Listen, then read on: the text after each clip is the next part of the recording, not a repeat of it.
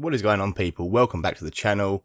And today I wanted to show you a clip of someone called Bret Weinstein.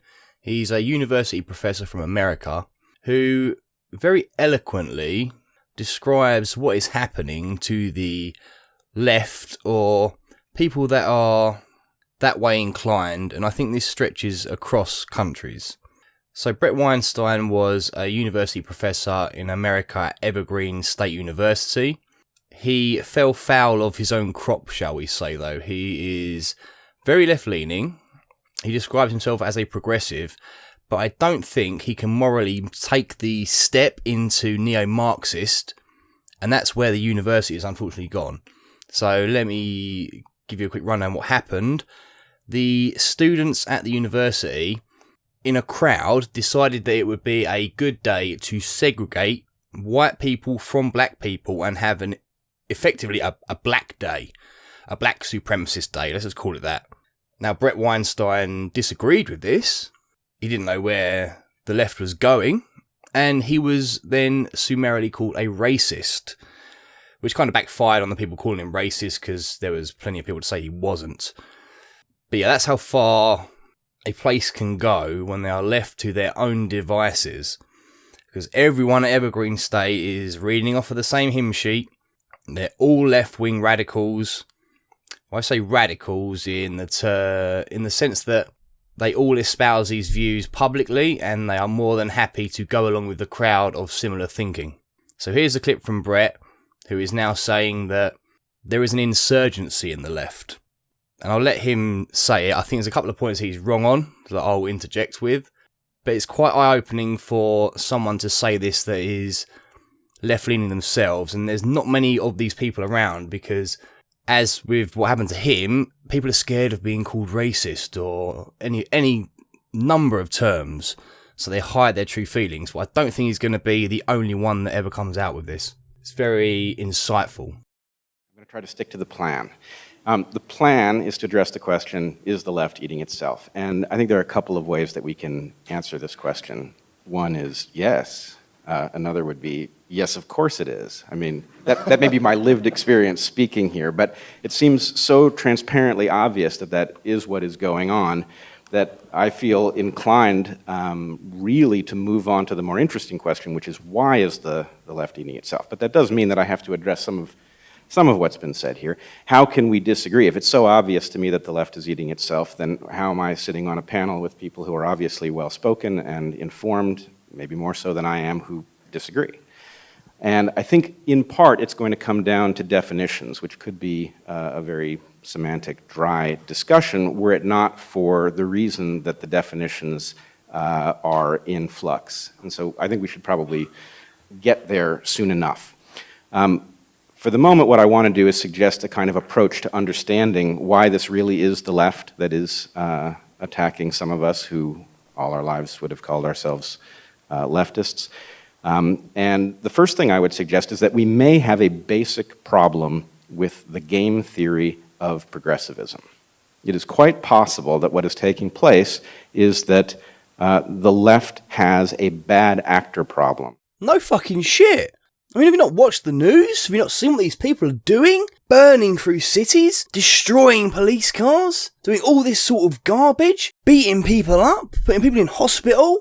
I find it very hard to take someone seriously that says something like that, but let's give the man the benefit of the doubt as he is starting to see the light, I believe. That arises out of some of the fundamental assumptions of progressivism. And I don't mean to strike a negative note. I do think it is possible to structure a left that would be more or less immune to a bad actor problem. Now, he doesn't state a time frame there for his idea of this restructuring that is possible, but because the left of today is based on Neo Marxist ideology and critical theory and all that other trash, I can't see it being possible. You're always going to bring the worst out of people with this sort of ideology. This ideology based on the power of some. You're always going to get the bad rise up, be the loudest, and then others will follow. Your bad actor problem is going to follow you wherever it goes.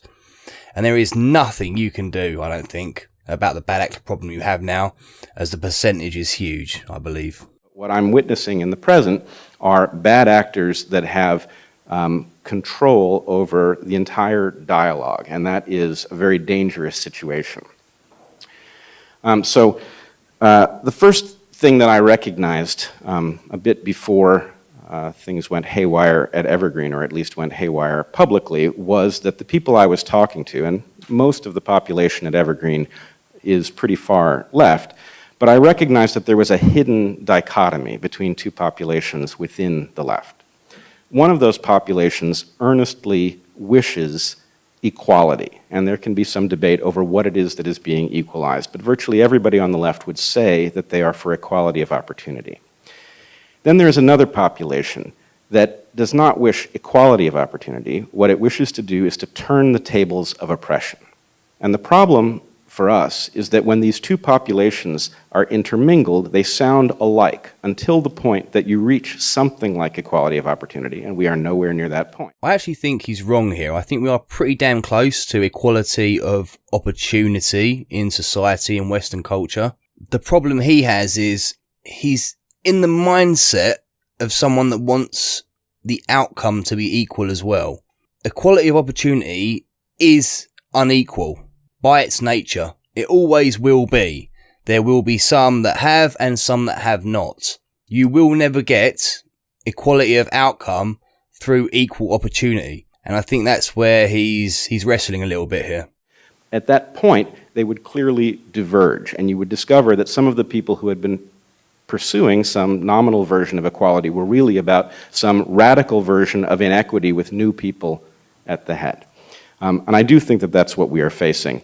And the most confusing aspect of it is that the people who are earnestly seeking something like equality of opportunity are unaware that they have signed up with something unholy and un-American. One of the consequences of this dichotomy, the bad actors having taken control of the movement, is that they have begun to erect structures that lead a lot of people to sign up before they really know what it is that they're signing up for. So you'll find across the dialogue of the left at the moment, you'll find words that once upon a time had a definition that you might have struggled a little bit to resurrect it, but you could have figured out what words like equity probably meant. And those words have taken on very different meanings in the present, and they're actually part of a larger structure. So we have what I would call linguistic booby traps. We have policy proposals on college campuses and elsewhere that are actually Trojan horses that are described as pursuing one thing but actually serve a function other than the one that is on the title page. And then we have stigma that is playing an incentivizing role, or actually more correctly, a disincentivizing role. So people like myself who stand up against policy proposals that put my institution in jeopardy find ourselves faced with a social penalty for having done so. And it seems funny in my case. They came after me with the accusation that I was a racist, and then it turned out that there were a lot of people who could tell you that wasn't true, so it backfired on them a bit. But in fact, none of these stigmatizing concepts really depends on being accurate. The most important thing that they do is they isolate you. Part of me just wants to say, well, now you know how it fucking feels, mate. But I won't. It's warming to hear someone very much on the left acknowledge this. Will it change anything? I don't think so, because using the words racist or bigot, it's very powerful. You don't have to debate. You can just use these words and get away scot-free with useless policy proposals that would be torn to shreds otherwise. And that is a means to an end. These are not logical arguments that are being deployed. This is leverage that is being wielded against individuals that are considered troubling from the point of view of the movement. And I would argue that the best way to conceptualize what this movement really is to understand that we don't get to listen in on most of the actual dialogue that results in the structuring. What we listen in on is the public face of this movement. And the movement is really properly understood as an insurgency that privately has decided that it is entitled to disrupt the functioning of certain things that it regards as, quote unquote, problematic, and that once it has decided that you are problematic, there are no holds barred. If you recognize it as an insurgency and you stop listening to what it says it is attempting to accomplish, it will be much clearer what is taking place. Maybe that's where I should leave off in light of the differences of opinion on the panel. Probably the best thing we can do is try to hash them out. But please consider thinking about this as an insurgency engaged in an action that it understands far better than those of us who are looking on from the sidelines. So I guess the question is, what percentage of the left are these scheming neo-fascist types that want to flip the hierarchical structure on its head? I also think these people are resentful, they're jealous, they're envious, they're not very nice people. And the problem is they're the loudest of the group. So whatever percentage they are, they gin the crowd up, and then the crowd will follow them, unfortunately. Even if they don't really espouse the views of these radicals, they're going to follow them. If you don't believe me, let's go back to Nazi Germany. Do you really think that every single German was born a Nazi, was born a fascist, was born a Jew hater? It just simply isn't true. These were normal people that, because of resentment for the economical situation, they followed the crowd that was going in one direction. Mistakenly, yes, it was a dark time in history. Is that what is happening now? To some degree, I think yes. Let's look at, say, feminism, or what they call feminism. It isn't feminism, it's female supremacy, to put it very bluntly, or as we like to call them, feminazis. What do they want to do? There's been articles about taking the vote away from men, or white men predominantly. There's been a scandal at the BBC, even though non-political groups have gone into the BBC and said, look, there is no pay disparity between men and women doing the same amount of work. They have had a trial by social media, and now women are getting paid more for less work. They have flipped the hierarchy on its head. They were jealous, they were envious, they were resentful of these men that got to where they were in their careers, and they wanted to take a shortcut.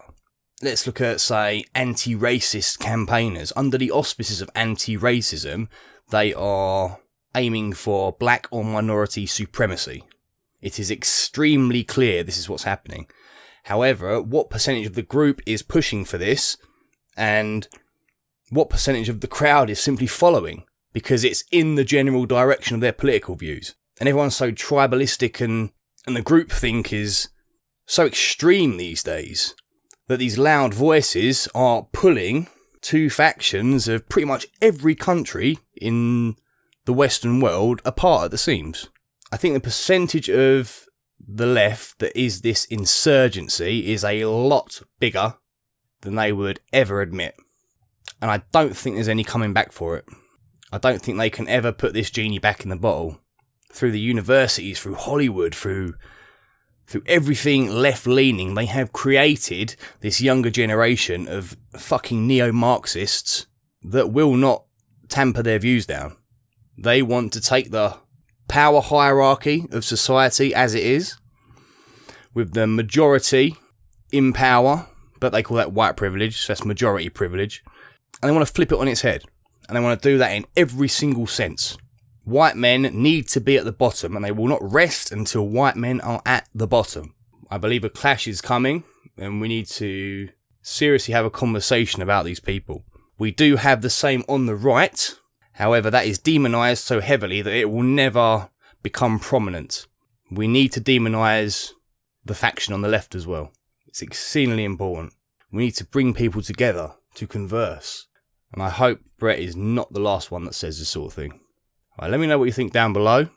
Please like the video, it helps it get seen by everyone else, and sub to the channel for more awesomeness. Peace out.